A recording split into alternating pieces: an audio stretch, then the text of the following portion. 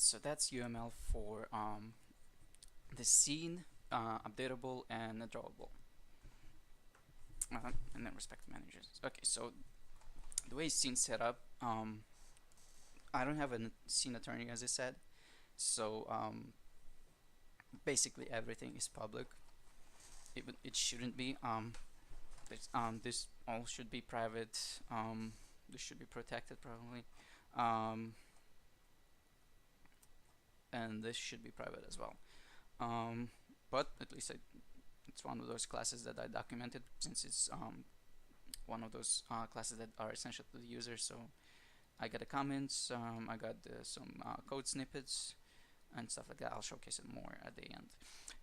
But yeah, so what this scene does, it holds all of the managers for exables, brokers, and yeah, mostly exables and brokers. And within it, you do basically any action to deal with registration, although not directly. So all of those registrations commands are not going to be accessed directly. They are accessed through the appropriate exable.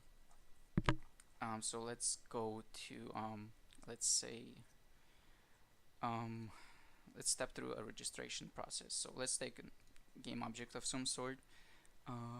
Let's say tank, which is the main player, basically, and do the updatable. So once we submit the updatable registration, we submit the registration command, which this command right here, which then going to call the scene registration within the updatable.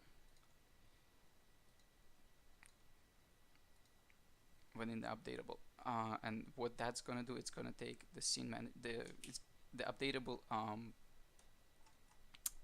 going to call register update in the scene, which is this those functions right here, and it's gonna call register, which is gonna call the manager directly. So update manager is gonna register the manager, which is going to add that command to the list of commands it's going to go through. And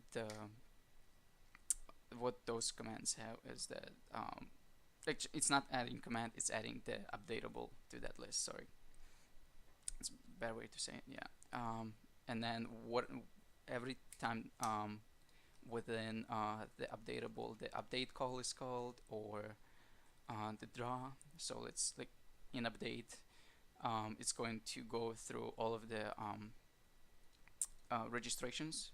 So all of the commands that have been submitted for registration, they go first, and then it processes the alarms, then processes the camera, so updates all of the camera stuff, and then it's going to process all of the collisions, and then it's going to process all of the key events from inputable, and then at the very last it's going to process the updatable, which is going to go through all updatable and call the update function within them. So in tank, it's going to call update now on every frame.